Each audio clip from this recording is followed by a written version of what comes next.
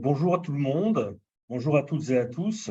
Je m'appelle André Thor, je suis directeur de recherche à l'INRAE, à l'Université Paris-Saclay, et je suis un des animateurs du projet DESIRA, qui était un projet H2020. Diapo suivante, s'il te plaît. Donc, ce projet, comme vous le savez, c'était un projet qui portait sur la question de numérisation de l'agriculture et des espaces ruraux. Et l'objectif de ce projet, c'est d'améliorer la capacité de la société et des politiques publiques à répondre aux défis de la numérisation dans les zones rurales, dans l'agriculture et dans la sylviculture. Donc, le projet, diapo suivante, le projet DESIRA H2020, donc c'est un projet qui a impliqué 21 Living Labs dans 15 pays européens, avec 25 équipes dans ces pays. Pour plus d'informations, vous pouvez aller sur notre site pour les trouver. Et l'idée de départ, c'est une idée qui est assez simple, qui est de se dire que le numérique n'est pas une simple innovation ou même un faisceau d'innovation, mais que c'est une transformation de l'ensemble du système socio-technique, alors avec des avantages, des inconvénients, des gagnants, des perdants. Et l'idée, c'était d'examiner ça, en particulier dans les espaces ruraux et au niveau de l'agriculture. Diapo suivante. Donc, la particularité des processus d'innovation dans les territoires ruraux et dans l'agriculture, c'est que, on le sait, ces territoires ruraux sont caractérisés par, comme disent les économistes, une faiblesse des effets d'agglomération et des équipements, donc on a une population assez dispersée. Et deuxièmement, les entrepreneurs, les agriculteurs sont dans ces espaces les moteurs des processus d'innovation. Donc la question, c'est de se dire quels sont les impacts du numérique sur l'agriculture et sur les espaces ruraux, compte tenu de la transition agroécologique. Donc, comment le numérique peut-il contribuer à un développement économique? Comment les processus d'innovation du numérique se manifestent-ils, et en particulier dans les living labs, dans les clusters d'entreprises? Et enfin, comment est-ce qu'il vient modifier les dynamiques à l'œuvre dans les territoires ruraux et dans les activités agricoles, les activités agricoles qui y sont exercées. C'est surtout l'objectif du séminaire et du webinaire d'aujourd'hui. Diapo suivante. Donc, en fait, le projet, il a une architecture qui est relativement simple. Donc, d'abord, ça consistait à classifier les différentes technologies numériques, histoire d'avoir une typologie de ces technologies. Et puis également, il y avait une recherche de leur impact. Quels impacts est-ce qu'elles ont? Et donc, quels impacts est-ce qu'elles ont au niveau des forêts, au niveau de l'agriculture, au niveau des zones rurales, en étudiant différents scénarios d'application qu'on vous présentera un petit peu plus tard. Et l'impact, en particulier, c'est l'impact socio-économique que nous avons étudié parce que nous sommes surtout une équipe de sciences sociales, hein, de manière générale. Évidemment, on a examiné, on ne s'est pas abstrait des politiques. On a regardé également les politiques et il y aura un exposé là-dessus tout à l'heure. Diapo suivante. Quels sont les principaux messages du projet? Des messages relativement simples. Donc, le projet DESIRA, il vient de se terminer. C'est terminé il y a quelques jours par une grande messe à Bruxelles avec toutes les équipes et avec 4 grands messages. Le premier, c'est que la technologie peut et surtout doit être contrôlée et orientée. Le deuxième message, c'est qu'une numérisation durable nécessite des stratégies rurales adaptées, donc des politiques, des stratégies, des actions. La troisième, c'est que ces stratégies de numérisation doivent être ciblées sur les problèmes à résoudre. Donc, comme disent les anglo-saxons, une approche problem solving, ça c'est très très important. Et enfin, dernier message, que les stratégies de numérisation elles doivent être coordonnées avec les autres politiques du rural. On aura un exposé là-dessus tout à l'heure. On verra qu'il y a de très nombreuses politiques du rural, comme vous le savez, et de l'agriculture, et qu'il est nécessaire de les coordonner, en particulier concernant le numérique. Dernière chose à dire, il y a quelques points de vigilance, quelques recommandations du projet. Le premier, c'est qu'il est nécessaire, ça ne va pas vous étonner, de réduire la fracture numérique. Cette fracture numérique, elle est en termes d'infrastructure, bien sûr, mais également en termes de compétences. dans les espaces ruraux et au niveau de l'agriculture. La deuxième, c'est la nécessité de co-création de solutions, c'est-à-dire une collaboration avec les acteurs locaux et les intermédiaires, donc pas de solutions qui soient parachutées de l'extérieur, mais une co-construction. Et enfin, le dernier, c'est l'importance de modèles de gouvernance innovants qui impliquent les politiques, la société, etc., pour aller vers des questions de développement durable. Diapo suivante. Voilà, donc ici, quelques ressources pour aller plus loin. Donc, vous pouvez les trouver sur notre site. Il y a des briefings, il y a des 4 pages, il y a des rapports à la fois sur des Living Labs, des rapports de politique nationale, européenne, etc. Si vous allez sur le site des IRA, vous verrez que c'est très riche et qu'il y a beaucoup d'éléments. Donc, je vous encourage à y aller. Diapo suivante. Donc ça, c'était pour vous remercier, pour vous donner les éléments, mais surtout, c'est pour avancer sur le programme de cet après-midi. Donc, cet après-midi, vous avez un programme très riche. Donc d'abord, une première heure autour de la présentation des résultats de Désira, plus des questions et des réponses, donc avec une partie sur la transition numérique et avec une analyse au niveau des Living Labs français, qui sera fait par Marie Philippi. Puis ensuite, une partie sur les politiques nationales du numérique et leur territorialisation qui sera faite par Jiao Wang. Des questions, une petite pause, et ensuite, après la pause, eh bien, 2 tables rondes multi-acteurs. Une première table ronde sur la question des Living Labs. Peuvent-ils favoriser la transition numérique de l'agriculture avec Gilles Brianceau et Hervé Pillot. Et puis ensuite, une deuxième table ronde qui sera animée par Frédéric Wallet, qui était un des coordinateurs du projet, avec Philippe Lemanceau, Carole Sioux, Pascal Van Doren. Et ensuite, nous aurons une conclusion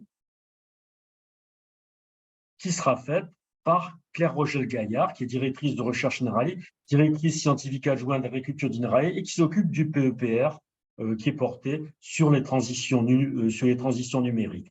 Voilà, j'en ai presque terminé. Je voulais juste vous signaler que notre propos sera enregistré puisque ensuite ce webinaire sera mis en ligne et consultable plus tard en podcast. Donc voilà, j'en ai terminé avec ma présentation et je passe directement la parole à Marie Philippi pour la présentation sur la transition numérique au service de la transition agroécologique.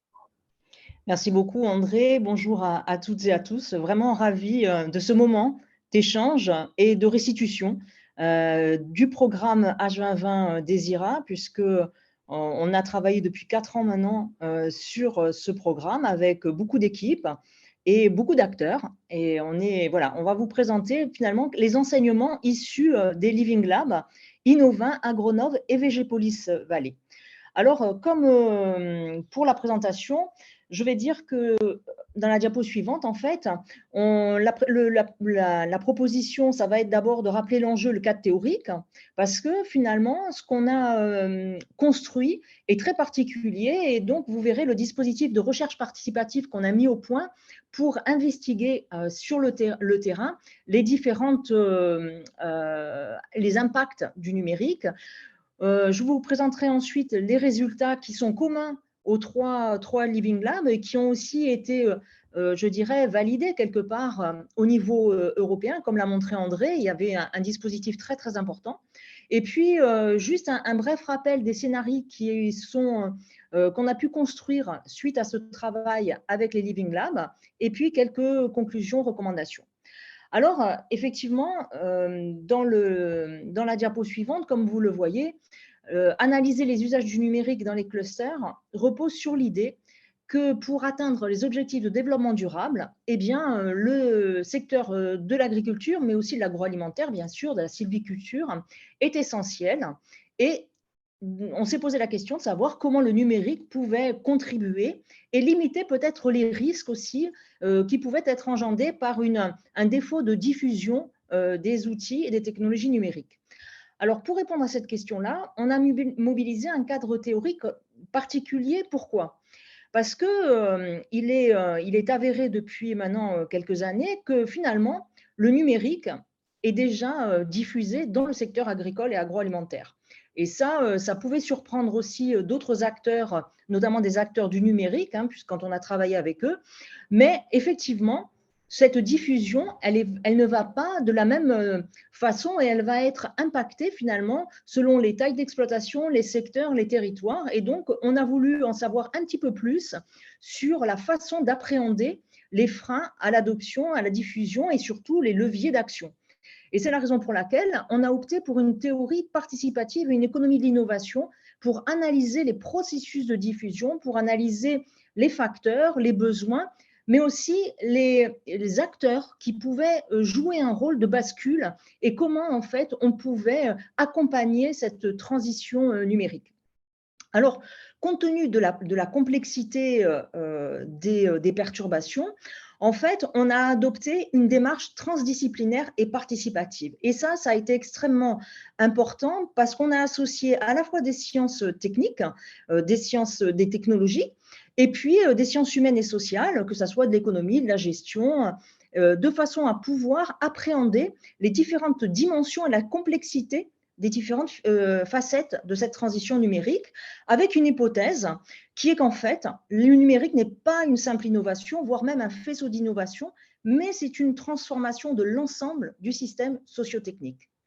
Et pour travailler cette hypothèse, ce qu'on a fait, ça a été de monter un grand dispositif de terrain. Donc, comme l'a rappelé André, hein, beaucoup de Living Labs, 21 Living Labs, 15 pays, donc un dispositif très fort.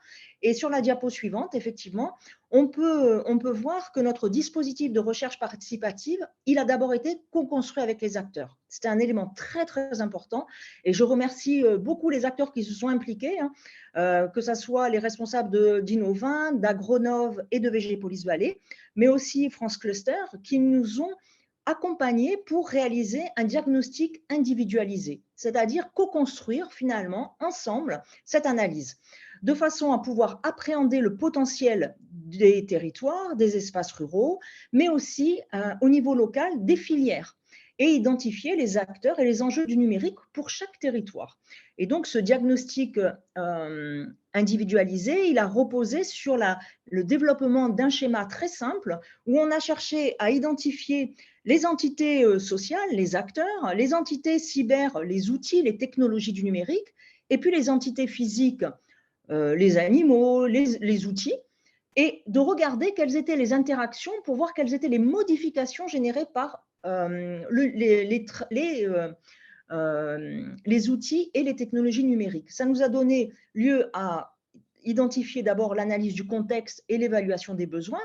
Donc, on a un certain nombre d'outputs qui sont sortis, des rapports, la description du système, l'évaluation de l'impact, notamment avec un questionnaire en ligne et à chaque fois un travail où on a associé les acteurs et les chercheurs, des workshops, des discussions, des interviews pour arriver à développer des rapports individuels à chaque Living Lab. Et ces rapports individuels, après, on va le voir, ils se sont poursuivis sur la mise en œuvre de scénarios et sur des recommandations de politique publique. Alors, ce dispositif de recherche participative, il a été très riche et très dense. Et sur la diapositive suivante, on voit que chaque cluster a défini une question. Alors, par exemple, pour Agronov, c'était l'identification des besoins numériques passés, présents et futurs, qui donnait lieu à une analyse des conditions de départ, des acteurs présents, et puis un gros travail de données pour avoir un travail interactif et participatif. Mais cette co-construction, je dirais, on l'a fait aussi avec Innovin, qui a choisi de regarder quel était l'état de la numérisation au sein de la chaîne de valeur viticole et qui nous a conduit à distinguer l'amont pour regarder, comprendre comment l'évolution du vignoble bordelais entraînait une adoption des outils numériques, mais aussi de l'aval pour voir comment le marché du vin et sa commercialisation étaient impactés. Et dans le cas de VG Police Vallée, l'idée, ça a été de regarder comment la numérisation pouvait accompagner la compétitivité de la filière horticole et ça nous a permis d'identifier les métiers, les compétences qui étaient en présence, mais aussi d'identifier les fréquences d'usage des outils, des technologies, de regarder les impacts, qu'ils soient positifs ou négatifs, et à quelles conditions ces impacts se diffusaient dans le cluster et la chaîne de valeur, et puis d'identifier aussi des objectifs à moyen et à court terme pour à la fois limiter les perdants et accompagner tous les acteurs pour accompagner cette transition numérique. Donc, un travail très individuel, mais qui, compte tenu du contexte et de l'existence de beaucoup de Living Labs, permettait de dessiner des régularités et donc des résultats qui vont être communs, mais également particuliers. Donc, sur la diapo suivante, comme on le voit, eh bien, on a dessiné des cartographies, c'est-à-dire qu'on a cherché à comprendre comment se jouaient les interactions entre tous les acteurs. Et donc, on a identifié les agriculteurs, bien sûr, mais également les pouvoirs publics, les consommateurs. Et pour chaque Living Lab, on a identifié les acteurs qui jouaient un rôle particulier dans la numérisation de la filière. Ce qui a permis de souligner quels étaient les outils qui étaient utilisés, comment ces outils étaient utilisés, quel impact ça pouvait avoir sur l'amont, sur l'aval et sur le territoire, et puis aussi de dessiner finalement quels étaient les facteurs de changement pour répondre aux objectifs de développement durable. Et on le voit par exemple dans la cartographie d'Agronov, on a eu des éléments pour répondre aux différents ODD, que ce soit le 1 ou le travail décent ou la consommation et production responsable. Donc, cette cartographie, elle a permis d'avoir une image à un instant T et donc aussi de voir comment pouvaient se faire les évolutions. Donc, je vais vous présenter maintenant rapidement, en essayant d'être le plus rapide, mais les questions peut-être permettront de revenir sur ces questions-là, c'est-à-dire de voir comment la numérisation du secteur agricole, finalement, entraîne un nombre très important de données et de diffusion qui posent les questions de gouvernance et de propriété. Pourquoi? Parce que les résultats qui sont communs pour améliorer la transition numérique montrent qu'en fait, qui confirment l'idée que les outils numériques sont déjà intégrés depuis longtemps en agriculture, ce qui pouvait être surprenant, mais il fallait aussi l'établir, et qu'il existait des freins. Et ces freins sont d'une part traditionnels, comme on le connaît dans la théorie de l'innovation, mais on va voir qu'il y a certains freins qui sont spécifiques à ce secteur et ces territoires. D'abord, évidemment, l'existence de zones blanches et de mauvaise connectivité, donc je ne vais pas développer, on pourra y revenir, mais effectivement, c'est un frein important, même si ces zones blanches diminuent. Plus spécifiquement, on a vu que adopter les outils numériques relevait finalement moins d'une question d'âge que d'appétence. C'est-à-dire qu'on a pu voir dans certains secteurs des personnes qui étaient plus âgées utiliser les outils numériques, alors qu'on pouvait avoir des jeunes qui étaient moins enclins à les utiliser. Donc, c'était une question, c'est assez intéressante de voir comment l'âge n'est pas finalement un frein à l'adoption. La donnée est apparue comme un gisement de valeur et encore trop peu exploité. Donc, la question et le questionnement autour de comment on peut améliorer le modèle de la donnée. Et puis, troisième frein très particulier, c'est le fait d'avoir des fournisseurs de solutions en nombre très important, avec un manque d'interopérabilité et finalement de langage commun qui fait que trouver une solution adéquate peut être très, très coûteux. Et donc, l'idée de chercher à avoir un langage commun s'est posée comme un élément très important du système. Donc, ces outils, dans la diapo suivante, on voit qu'ils permettent d'identifier des leviers. Le premier levier qui a été commun à nos Living Labs français, mais également à ceux au niveau européen, c'est le fait de dire qu'il faut développer des outils pratiques, faciles d'usage, qui répondent à des besoins concrets. Et ça, c'était très, très important parce que ça permet de mettre l'accent sur la co-création d'outils qui soient robustes et durables. Il faut un élément très fort qui est sorti dans le cas français, c'est le rôle du collectif, notamment des coopératives agricoles, mais aussi des dispositifs collectifs d'acteurs pour faire émerger des solutions d'accompagnement, en particulier auprès des dirigeants d'entreprise. Donc ça a été un levier très important d'action. développer de nouvelles compétences également pour faire évoluer les métiers et développer des standards de façon à pouvoir mutualiser les données qui existent et qui vont générer beaucoup d'utilisation dans les différents secteurs d'activité avec beaucoup de capteurs, beaucoup de robots, beaucoup d'informations, d'outils, mais qui en fait ne parlent pas trop entre eux et sont générateurs donc de perte d'efficacité. Et un des éléments de levier qui est apparu très très fort, aussi bien dans les interviews que dans les échanges, c'est finalement le besoin d'un partage de données et le fait de favoriser l'open data et la collaboration des acteurs. Donc, ces résultats communs, on voit qu'ils sont génériques et qui sont consolidés par les autres, dans les autres secteurs, mais avec des particularités. Alors, je ne vais pas tout vous reprendre parce qu'évidemment, on aimerait bien partager beaucoup de choses. On est vraiment ravis d'avoir échangé avec les acteurs parce qu'ils nous ont permis de bien comprendre comment ça se passait. Mais je vais vous les reprendre synthétiquement un résultat parce que, par exemple, dans le cas d'Agronov, c'est un secteur effectivement qui est déjà technologique mais très hétérogène, avec le besoin de distinguer les 3 niveaux, exploitation, secteur et région, où effectivement, le numérique aide grâce à l'agriculture de précision, à trouver des solutions intéressantes pour limiter ou optimiser l'utilisation des intrants.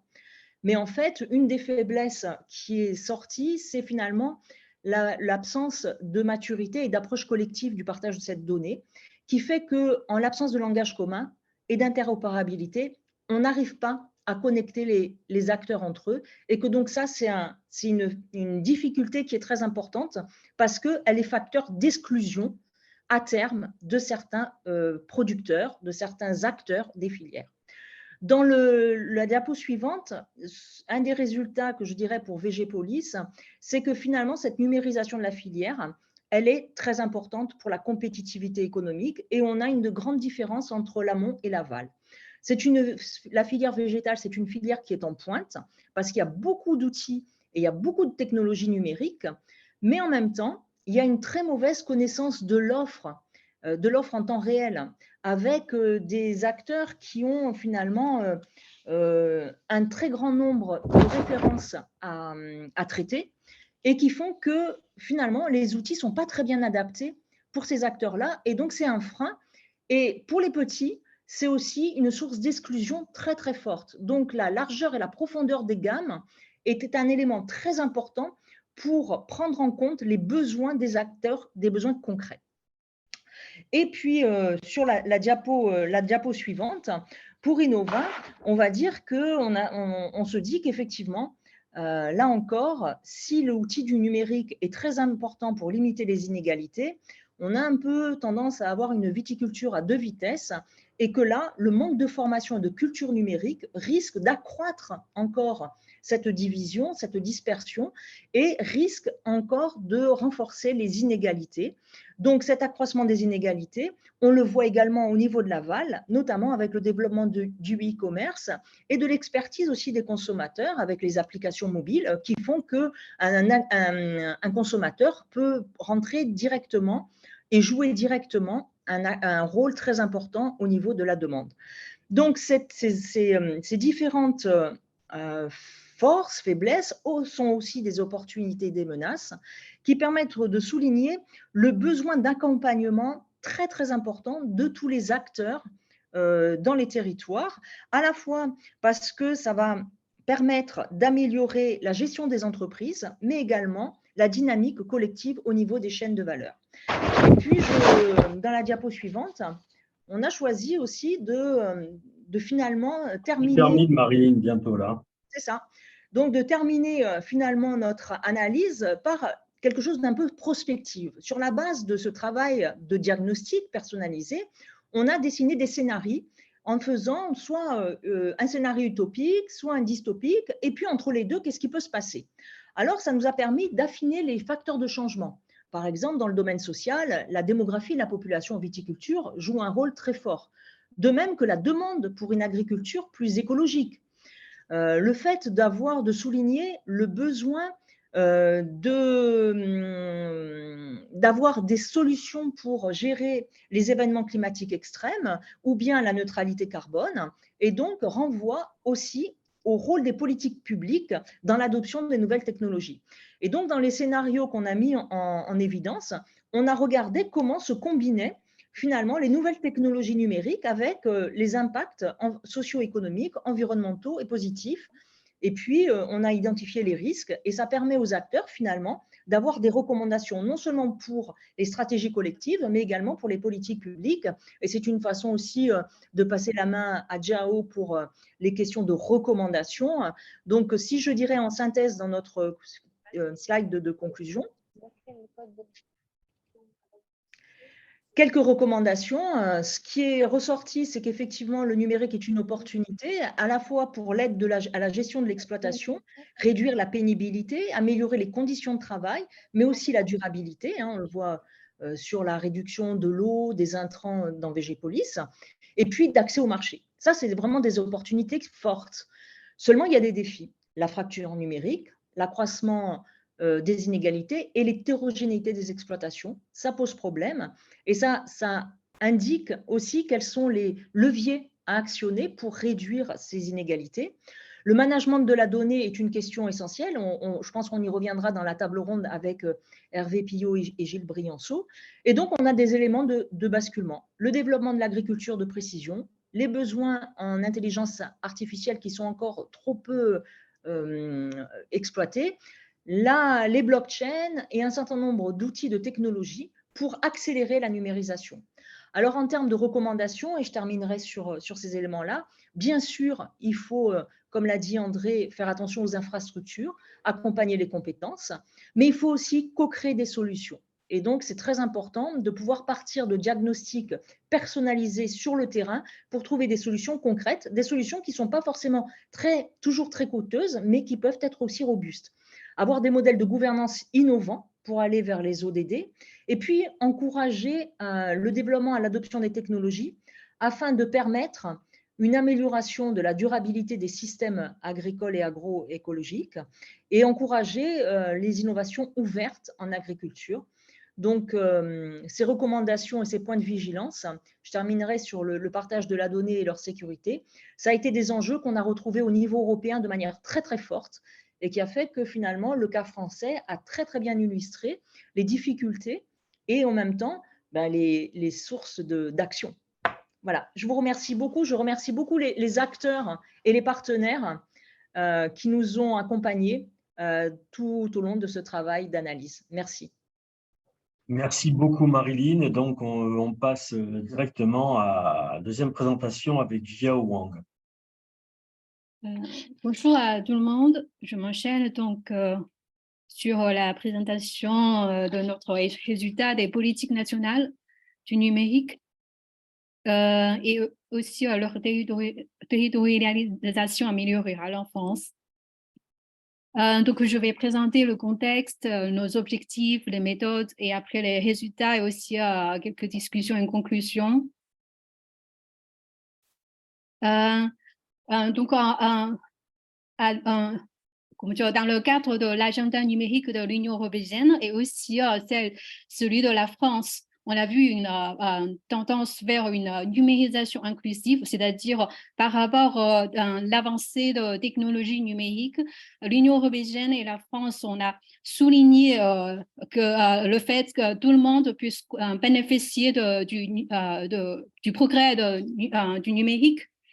Mais pour le développement numérique, là, on voit bien dans les espaces ruraux, il y a beaucoup de difficultés. Donc, ça reste un grand défi pour les politiques nationales et européennes. Sur la carte, à gauche, on voit la France occupe la 12e place de l'indice numérique parmi les 27 États membres de l'Union européenne, donc c'est un niveau intermédiaire. Les raisons principales peut être liées à la vaste zone rurale de la France, comme sur la carte à droite, on l'a vu, 88% des communes en France sont rurales et elles représentent 32,8% de la population française. Donc là, il y a le problème de fracture numérique urbain-rural. D'abord, pour les infrastructures, on voit dans le côté de connexion fixe, il n'y a que seulement 30% de ménages dans les zones rurales. Par rapport à 63% de toute la France sont couverts par fibre, un FTTB en 2022, c'est-à-dire les fibres qui lient jusqu'à les locaux des bureaux, des ménages, etc. Donc, sur la carte, donc là, le site de ARCEP donc fait un bilan très précis sur la couverture de connexion Internet en France. Sur la qualité par exemple, le débit maximum en réception ou la couverture au niveau de département des connexions Internet à différentes vitesses. Là, on voit bien ces zones rurales ont bien un retard par rapport aux espaces urbains. Et aussi, pour la connexion mobile, c'est pareil. Sur la carte, là, on voit bien, en fait, il y a une grande proportion des espaces, notamment les espaces ruraux, ne sont pas couverts par au moins 2 opérateurs, comme tout le monde utilise un seul téléphone. Donc, on va bien sûr rencontrer des problèmes dans les zones rurales. On n'a pas de connexion 4G, sans parler de 5G et aussi 6G. Donc, il y a des zones blanches. Donc, c'est pour les infrastructures et aussi pour les compétences numériques et aussi les usages numériques. Là, on n'a pas le temps pour vous donner des chiffres, mais on a bien constaté dans notre vie quotidienne, là, dans les espaces ruraux, il y a bien un retard dans ces 2 dimensions. Donc, quelle politique donc là, il y a principalement 2 motivations pour favoriser la numérisation en milieu rural. Donc d'abord, c'est l'inclusion numérique, comme on a dit au début. Donc ici en France, on a bien que tout le monde, les gens dans les espaces ruraux puissent bénéficier. Et la deuxième dimension, c'est on a quand même voir les contributions potentielles du numérique au développement agricole et rural, par exemple pour l'alimentation territorialisée, pour les services publics et pour les services médicaux à distance, etc. Donc, motivé par ces 2 côtés-là, donc la France et aussi l'Union européenne ont mis en place beaucoup de politiques au niveau national et européen. Mais petit à petit, on voit une demande pour une vision territoriale pour le développement du numérique en milieu rural. C'est parce que, comme on l'a dit, il y a beaucoup de difficultés. Comment cette politique nationale puisse mettre en place dans les espaces ruraux, comme dans les littératures, on parle beaucoup des politiques comment dire, les place-based policy, politiques qui s'adaptent au territoire. Donc, les territorialisations, la gouvernance de multi-échelle, etc. Et aussi, cette demande est de plus en plus soulignée par les politiques de l'Union européenne, comme par exemple Pacte rural et la vision à long terme pour les zones rurales, etc. Donc, les objectifs de cette étude est d'abord construire un cadre global de territorialisation des politiques du numérique et ensuite récapituler les expériences de la France, comme là, il y a beaucoup de bons exemples en France. Bon, donc pour les méthodes, d'abord pour le cadre global, donc tout d'abord, on doit considérer les 4 dimensions essentielles, c'est-à-dire c'est les 4 dimensions qui lient directement aux applications, au usage du numérique dans les espaces ruraux. Donc, d'abord, les infrastructures. Il faut une bonne connexion Internet et après les compétences des professionnels et aussi des civils, des individuels, etc. Et après, le troisième volet, c'est le développement et usage des services numériques. Donc, et après, la gestion des données sont aussi très importantes, sont l'une des raisons pour le retard, pour la méfiance sur le numérique. Et après, pour la territorialisation, il y a aussi 4 composantes. Donc, d'abord, il faut délimiter la structure territoriale. Et après, il faut comprendre comment les compétences, par exemple, les compétences de l'État sont transférées aux collectivités territoriales, aux acteurs locaux. Et après, le troisième volet, c'est d'identifier les problèmes, les acteurs et les ressources locales pour les mobiliser, pour les résoudre, pour les prendre comme objectif, etc. Et enfin, c'est une coopération entre multiniveaux et les territoires. Comme ça peut finalement aider à mettre en place une gouvernance des multiniveaux. Donc là, en se basant sur ce cadre, donc on a fait un cas d'étude de la France dans le contexte de l'Union européenne. Donc on a combiné les analyses des documents sur les politiques numériques de la France et aussi de l'Union européenne. Et donc notamment, on a souligné l'identification de la partie concernant les espaces ruraux. Et après, les entretiens avec des acteurs aux différentes échelles, les partenaires de l'IBINAB, les élus, les agents de fonction publique, les responsables des associations et des secteurs. Donc, on a aussi utilisé les documents qu'on a produits dans les 3 premiers groupes de travail du projet. Donc, pour la grille d'analyse, donc c'est important de combiner les politiques du numérique et aussi les politiques du développement rural et agricole. Donc, c'est d'identifier la combinaison et l'enchevêtrement de les deux. Donc, on a d'abord analysé les politiques au niveau national et l'Union européenne, et après l'identification des structures territoriales, et après, donc, les 4 dimensions de la gouvernance numérique qu'on a mentionnées là, les infrastructures, les compétences, les usages et gestion des données. Voilà, donc maintenant, je vais présenter les résultats. Donc, comme André a dit, vous pouvez trouver toutes nos productions sur les sites de DESERA.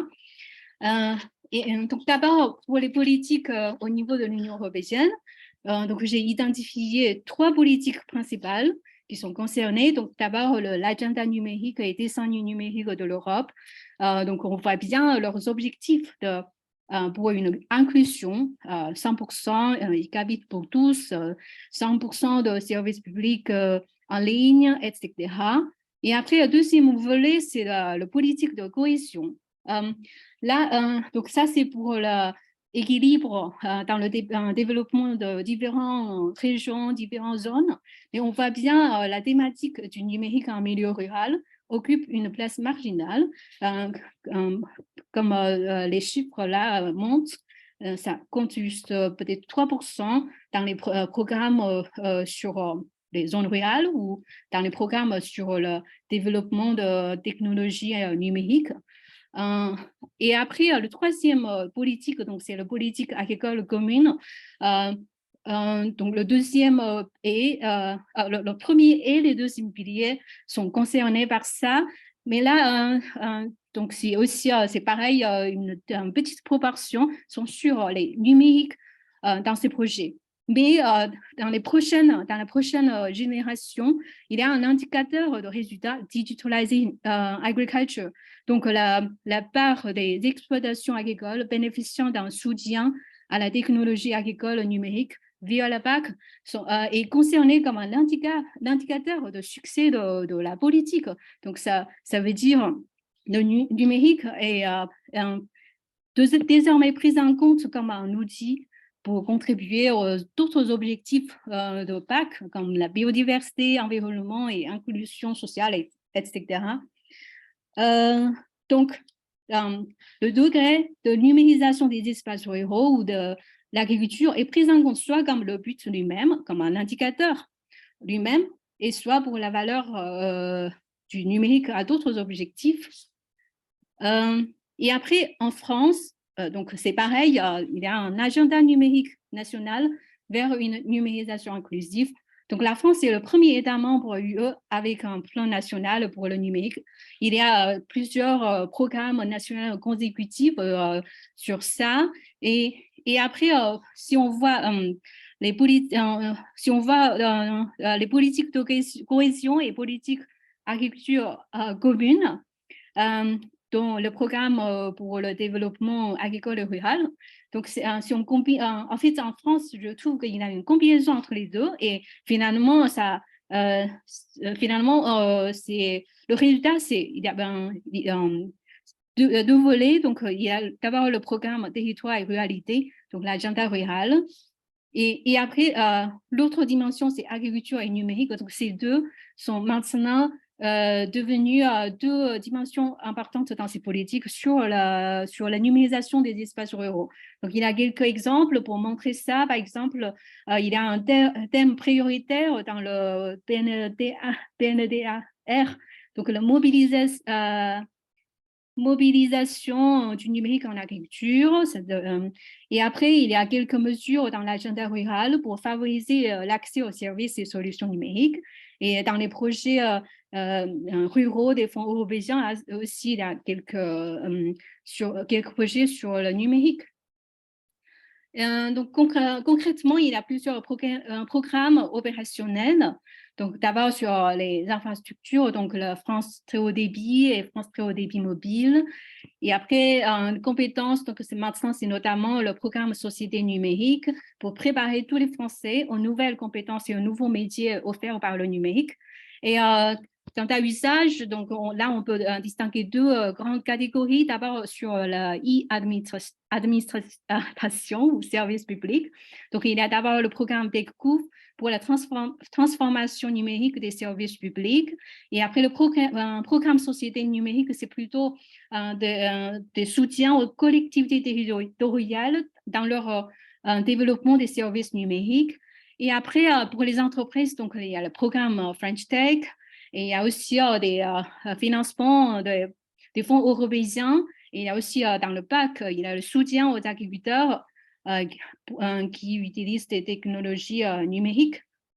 Et après, pour les données, donc l'ouverture des données publiques et gestion de bases de données agricoles, scientifiques et de santé, ça, c'est les bases des politiques françaises. Et après, donc, il y a aussi la création de référentiels, la norme de sécurité et d'interopérabilité, etc.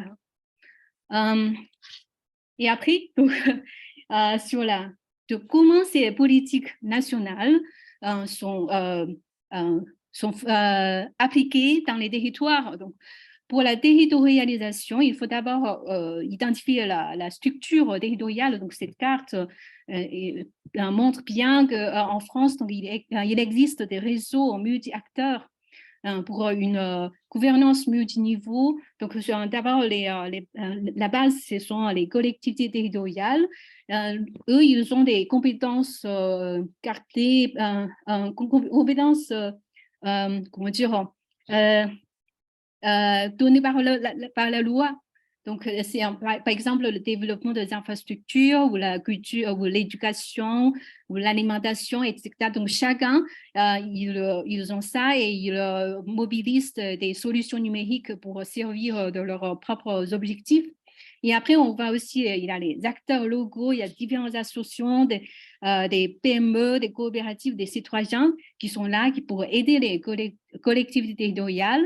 Et après, l'État et ses représentants et services territoriaux, c'est aussi très important. Comme en France, il y a donc les ARCEP qui est là pour les infrastructures, l'ANCT, les préfets, les chambres d'agriculture, les réseaux ruraux qui sont très importants pour accompagner les collectivités territoriales et les agriculteurs dans les territoires.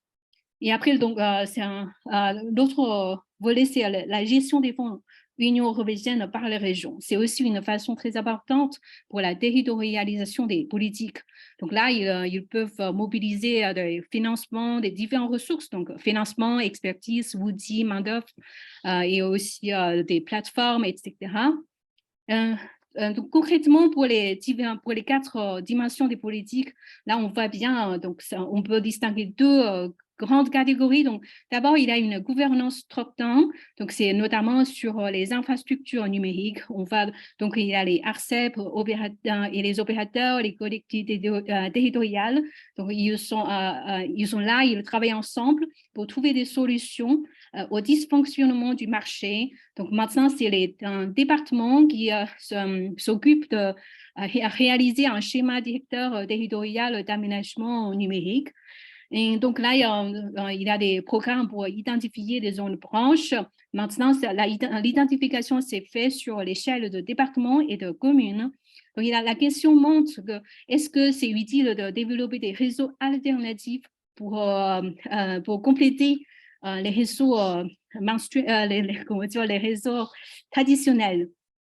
Et pour les compétences numériques aussi, c'est très top-down. Donc, la NSCD s'occupe de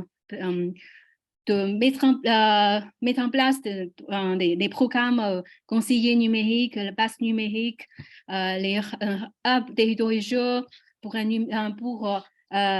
pour promouvoir les compétences des citoyens, des professionnels dans les territoires. Et après, pour l'administration, c'est maintenant, donc, c'est la direction interministérielle du numérique qui est là pour aider les différents ministères et aussi les différents organismes du gouvernement pour dématérialiser leur processus de service public. Et une deuxième catégorie, donc, c'est les usages numériques dans les espaces ruraux. C'est notamment piloté par les besoins locaux. Là, on peut voir 2 réseaux qui travaillent un peu séparément, mais qui peut être complémentaires. Donc, d'abord, pour le développement territorial en milieu rural, donc c'est partie des besoins des collectivités territoriales liés à leurs objectifs spécifiques. Par exemple, dans le table ronde, l'un des intervenants va parler de leur projet d'alimentation territorialisée. Ça peut être un exemple pour montrer que les collectivités territoriales, ils ont besoin de mobiliser le numérique. Et après, la NSCD est là pour accompagner ces collectivités territoriales, pour trouver des solutions, pour trouver des partenaires, etc. Donc, il y a beaucoup des acteurs locaux, des associations, des petites entreprises qui sont là pour offrir leur expertise, leur plateforme, leur main-d'œuvre, etc. Et l'autre côté, donc, pour l'agriculture, on voit un autre réseau. Donc, ça, c'est le point de départ sont les besoins des agriculteurs ou coopératives ou entreprises. Donc là, c'est surtout le ministère de l'Agriculture et les chambres d'agriculture sont là pour accompagner ces agriculteurs pour développer des services, des outils numériques pour accompagner pour des services consultants, etc. Il y a d'autres acteurs locaux, comme là, on voit bien, il y a des chaires, il y a des associations d'innovation agricole, etc. Donc, ce sont des acteurs locaux qui sont un peu différents que ceux qui aident les collectivités territoriales.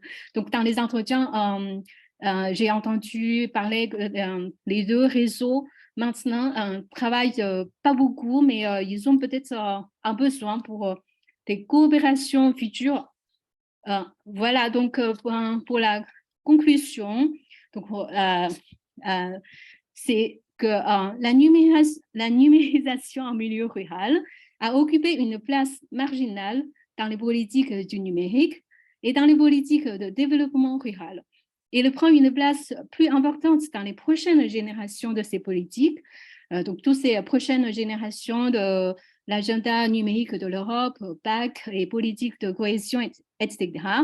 Donc, notamment pour 2 raisons. D'abord, l'inclusion numérique, la connectivité Internet et devenue une dimension obligatoire de la nouvelle ruralité, par exemple. Et après aussi pour les opportunités offertes par le numérique, surtout maintenant, le secteur agricole est beaucoup souligné par les chercheurs, les acteurs, etc. Et après, les politiques top-down ne sont pas suffisantes. Donc, il faut une vision territoriale de la gouvernance du numérique, conduite notamment par l'usage nécessaire. Donc là, donc d'abord, il faut identifier les acteurs et leurs motivations. Donc, notamment pour le développement rural, donc l'usage numérique peut être très utile pour une variété d'enjeux. Et après, donc c'est le renforcement des liens entre les politiques rurales et les politiques du numérique. Donc, quelques suggestions pour cette vision territoriale de gouvernance multiniveau. D'abord, c'est important d'intégrer les 4 dimensions. Donc, si souvent on rencontre des obstacles, des problèmes, si on prend pas en compte les usages, par exemple, et aussi la gestion de données, donc les gens ont des méfiances, ils ont peur de problèmes de sécurité, etc.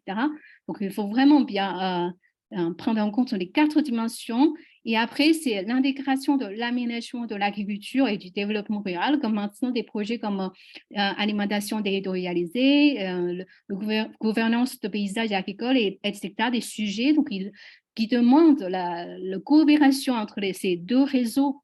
Et après, les hubs numériques peuvent être très utiles. Actuellement, ils sont notamment utilisés pour promouvoir les compétences.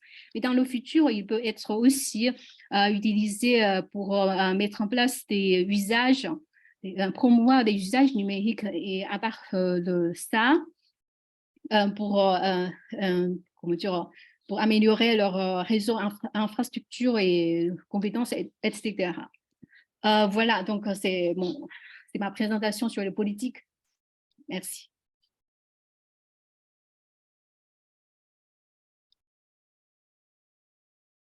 Merci beaucoup, Jao.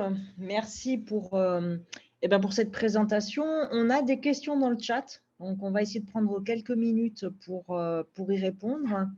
Par ordre d'apparition, en fait, il y a une question sur le constat qu'effectivement, il y a des évolutions technologiques qui sont très rapides et qu'il est du coup compliqué d'en mesurer les impacts, hein, si j'ai bien compris cette question-là. Donc, je vais peut-être prendre la main sur les réponses et puis peut-être que vous pourrez tous compléter en fonction des premiers éléments. Oui, bien sûr, il y a des évolutions technologiques très rapides. C'est la raison pour laquelle on a décidé de travailler avec les acteurs et de mener un travail très important de diagnostic des besoins et des usages, de façon à voir comment ça impactait. Alors certes, les évolutions sont rapides, mais en même temps, ça permettait de mieux comprendre comment ça pouvait jouer différemment. Et si on regarde les différences qu'on a vues apparaître, évidemment, il y a une différence selon les types d'exploitation. Quand on est dans l'animal ou le végétal, ce n'est pas la même chose. Quand on est une petite ou une grande structure, c'est également différent. Et donc, les vitesses d'adoption vont varier. Et le fait de rentrer dans ce niveau de diagnostic fin nous a permis de dresser quand même des tendances d'évolution et donc surtout d'analyser les risques à laisser ou à pas intervenir. Je ne sais pas si ça répond à la question. Je ne sais pas si vous voulez compléter. Peut-être quelques mots. En plus de ce que vient de dire Marilyn, ce qu'on a constaté, c'est l'existence de dynamiques d'apprentissage sur l'adoption de ces technologies. Et donc, on a des trajectoires d'adoption de ces technologies qui vont faire changer les pratiques, notamment les pratiques des agriculteurs et des acteurs le long de la filière. Et ce qui nous semble important, c'est non pas forcément de mettre en évidence le fait que les usages du numérique sont déjà des choses qu'on puisse mesurer de manière un peu stable, mais plutôt la manière dont ça va conditionner l'évolution des pratiques, ça va conditionner la réorganisation des filières et la manière dont les clusters qu'on a pu analyser vont se repositionner et vont repositionner leur activité. Donc, c'est surtout là-dessus qu'on voulait insister en termes d'impact. Ouais. Je vais peut-être prendre les questions en venant et puis on reviendra peut-être sur la réponse. Les indicateurs utilisés pour analyser les impacts de l'utilisation des outils numériques dans vos questionnaires. En fait, on a fait une enquête en ligne assez importante puisque pour la France, on a 250 répondants. Donc, quels sont les indicateurs? On a identifié, on avait fait un premier travail, en fait, la première année, on a listé tous les outils, toutes les technologies, tout ce qui rentre pour caractériser ce qu'on appelait outils, technologies du numérique. Donc, du coup, on a posé des questions sur qu'est-ce qui était utilisé, comment, à quelle fréquence. Donc, on a eu l'apparition de, voilà, est-ce que les réseaux sociaux étaient utilisés, les sites web, les plateformes de commerce, mais aussi les plateformes de B2B, les services des clouds, les capteurs, les drones, les blockchains. Et donc, tous ces, voilà, et pour ne citer que cela. Et ça nous a permis d'avoir une cartographie finalement des usages et de pouvoir avoir des régularités, de voir quelles étaient les technologies qui étaient finalement très courantes et devenues très courantes, en même temps d'identifier celles qui posaient encore problème et sur lesquelles il fallait faire vraiment une attention particulière pour l'accompagnement et pour les compétences. Donc, je ne sais pas si ça répond à votre question, mais ça nous a permis d'identifier finalement les coûts et puis les réticences et les freins également à ces adoptions.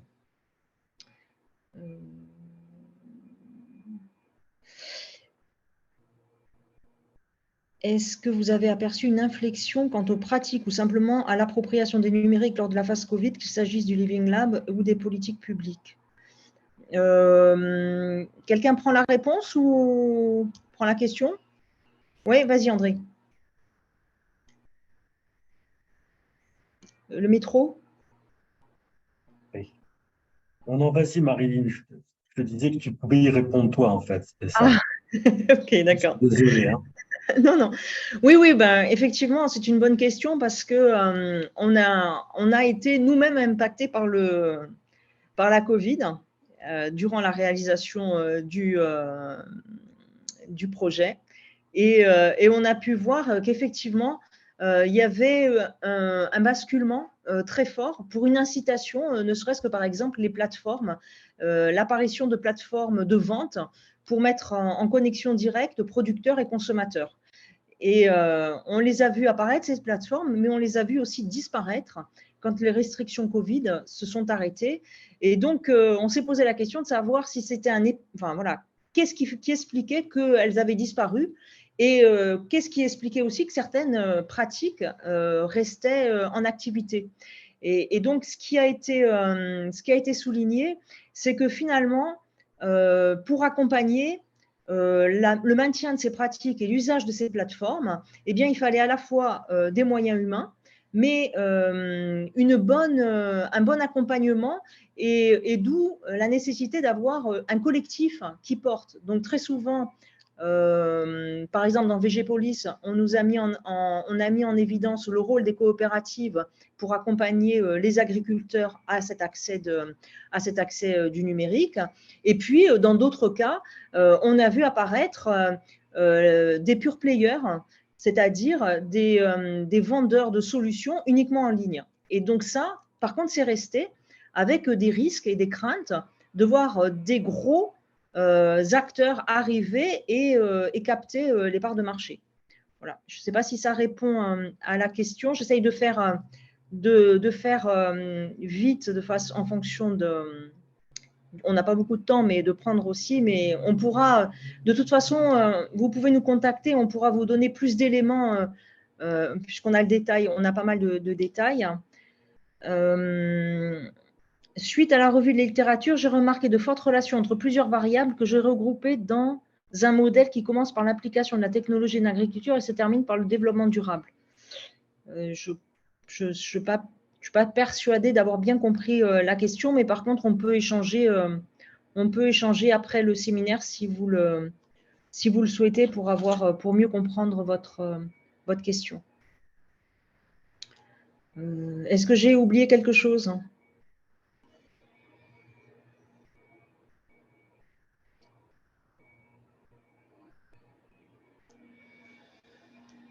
Non?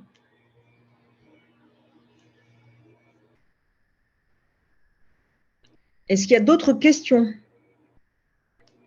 Donc oui, voilà, peut-être mettre la page de contact de façon à ce que si vous avez évidemment besoin de plus de détails, on a essayé d'être assez synthétique.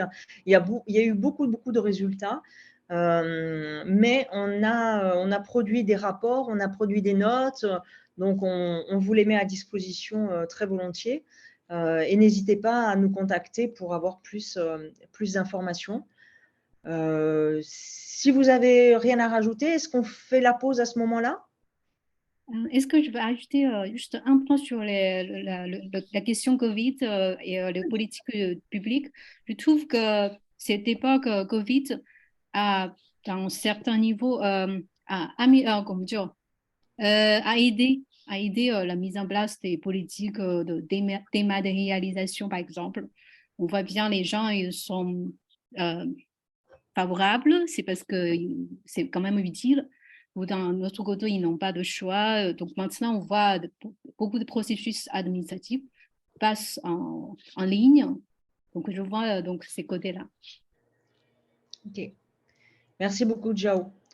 Bien, écoutez, le temps passe très vite. On est désolé, on est très timé sur. On va avoir des tables rondes très riches également. Donc, on vous propose. Est-ce que le maître du temps nous laisse 5 ou 10 minutes de pause? On peut reprendre à 15h15, il est 15h06, donc ça nous laisse 9 minutes de pause. D'accord. Eh bien, écoutez, on va faire donc, on se retrouve pour la première table ronde à 15h15. Merci. Merci beaucoup.